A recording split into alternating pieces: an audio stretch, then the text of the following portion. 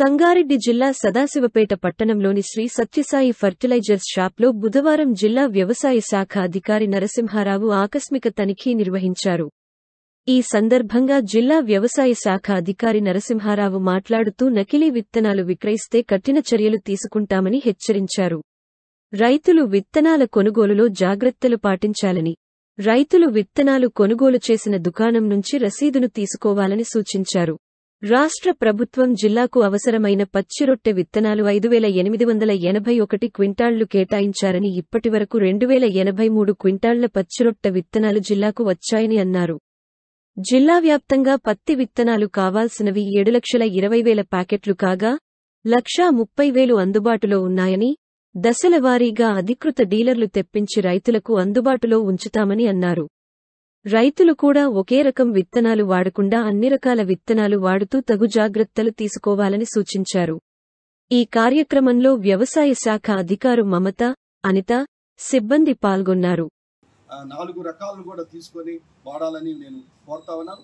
ఎక్కడైనా డీలర్లు అధిక ధరలకు అమ్మిన తర్వాత ఒకే రకములో డిమాండ్ చేసి దానికి ఎక్కువ ధర పలికి మీకు అమ్ముతున్నా, అది మా దృష్టికి వ్యవసాయ అధికారుల దృష్టికి తీసుకున్నట్లయితే వారి మీద చట్టపరమైన చర్య తీసుకొని వారి యొక్క విత్తన లైసెన్స్ను కూడా క్యాన్సిల్ చేయడం జరుగుతుంది. కాబట్టి రైతు సోదరులు ఈ యొక్క విషయాన్ని గ్రహించవలసిందిగా కోరుతున్నాను. దాంట్లో ఏం చేస్తాం, లాట్ నెంబర్ కూడా రాయించుకోవాలి. ఎందుకంటే అడావుడిగా తీసుకుంటాం ఈ అమ్మిన దానికి లాట్ నెంబర్, ఆ లాట్ నెంబర్ కూడా రాసుకొని పెట్టుకోవాలి. తర్వాత కొంతమంది మీ అన్నది కాదు, అందరూ సదానందం అంటే అందరూ సదానందం వెనకాల పడుతున్నారు. అంతా పడకూడదు. సదానందం వెయ్యి, నీకు 10 ప్యాకెట్లు కావాలంటే 3-4 తీసుకో, 2-3 మిగతా రకాలు మిగతా తీసుకోవాలి. ఒకే సదానందం మీద కొంత ఏమవుతుందంటే వాడు అక్కడోడికి తయారు చేయటం ఒక ఇబ్బంది అయ్యి ఏదో విత్తనాలు కలుగుతాడు. అంటే నేను మన జిల్లాలో తెలివిగా రైతులందరూ మంచిగా చేస్తున్నారు. కొన్ని జిల్లాల్లో ఒక రకం అంటే అదే రకం అయిపోతున్నారు. అది మంచి పద్ధతి కాదు.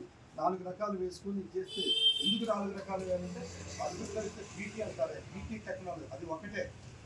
కాబట్టి ఒక కింట అరకింట అటు ఇటు తేడా ఉంటుంది. నువ్వు మంచిగా యాజమాన్యం చేస్తే సరైన సమయంలో ఎరువులు వేసి పురుగు మందులు కనుక చదివితే మంచిగా వస్తుంది దిగుబడి. అంతే తప్ప టెక్నాలజీ ఇది కాదు. ఇంకా అన్ని రకాల్లో కూడా టెక్నాలజీ ఒకటే. ఈ వానాకాలం 24 సంవత్సరంగాను మనకి ప్రధానంగా కావాల్సినటువంటి పచ్చిరొట్ట పంటలైనటువంటి జీలుగా జనము 5,800 క్వింటాలు విత్తనాలు మనకి జిల్లా కేటాయించడం జరిగింది. ఇప్పటి వరకు 3,800 క్వింటాలు మరి సొసైటీల ద్వారా, DCMS ద్వారా, ఆగ్రో రైతు సేవా కేంద్రాల ద్వారా సుమారు 54 సెంటర్ల ద్వారా రైతులకు అందజేయడం జరిగింది. ఇంకా 2,000 క్వింటాల విత్తనాలు మనకు అందుబాటులోకి రావాల్సి ఉంది. రాబోయే 2-3 రోజుల్లో కూడా ఆ 2,000 క్వింటాలు మనం రైతు సోదరులకు కూడా అందజేయడం జరిగింది. ఎవరు కూడా జీలుగ విత్తనాల విషయంలో అంటే దొరకలేదనేది మరి ఇబ్బంది పడొద్దని నేను మనవి చేస్తున్నాను. మనకి రాష్ట్ర ప్రభుత్వం మన జిల్లాకి ఎంతైతే 5,800 కేటాయించిందో అంత విత్తనం మనకు అందుబాటులో ఉంది. మరి రాబోయే 2-3 రోజుల్లో మిగతా 2,000 క్వింటాల విత్తనాలు కూడా రైతులకు అందుబాటు చేయడం జరుగుతుంది. అలాగనే మన వానాకాలంలో ఈ జిల్లాలో ప్రధానమైన పంట పత్తి పంట. దానికి కావాల్సినటువంటి మనం ఈ సంవత్సరం వానాకాలంలో 3,60,000 ఎకరాల్లో ఈ పత్తి సాగు అవుతుందని అంచనా వేశాం. దానికి అవసరమైనటువంటి 7,20,000 పత్తి ప్యాకెట్లు మనకి అవసరం ఉంది. ఇప్పటివరకు 2,60,000 పత్తి ప్యాకెట్లు మరి జిల్లాలో వచ్చి ఉన్నవి.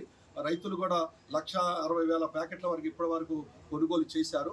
ఇక రాబోయే రోజుల్లో అవసరమైన మిగిలిన పత్తి ప్యాకెట్లు కూడా మనకి ఆధికృత విత్తన డీలర్ల దగ్గరికి రావడానికి అవకాశం ఉంది. కాబట్టి వారి దగ్గర కొనుగోలు చేసేటప్పుడు ఆధికృత విత్తన డీలర్ల దగ్గరే మీరు పత్తి విత్తనాలు కొనుగోలు చేయాలి.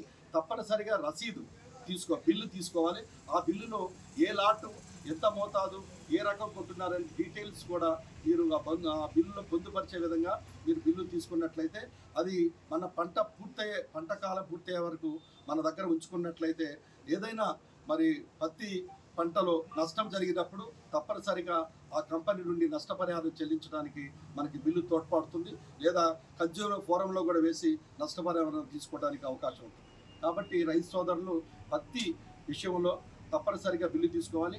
అదేవిధంగా ఒకే రకమైన పత్తి రకం మీద వెళ్ళకూడదు.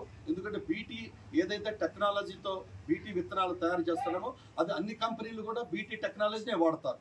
కాబట్టి ఆ టెక్నాలజీ వచ్చేటువంటి అన్ని కంపెనీల రకాలకు కూడా ఒకే విధమైనటువంటి దిగుబడులు వస్తాయి, కొద్ది కుడి ఎడమ అంతే తప్ప పెద్ద పెద్ద వేరియేషన్ మార్పులతోటి అధిక దిగుబడులు వచ్చే అవకాశాలు ఉండవు. కాబట్టి మనము అలాగా ఒకే రకం మీదగా చేసినట్టయితే డిమాండ్ అవ్వడానికి అవకాశం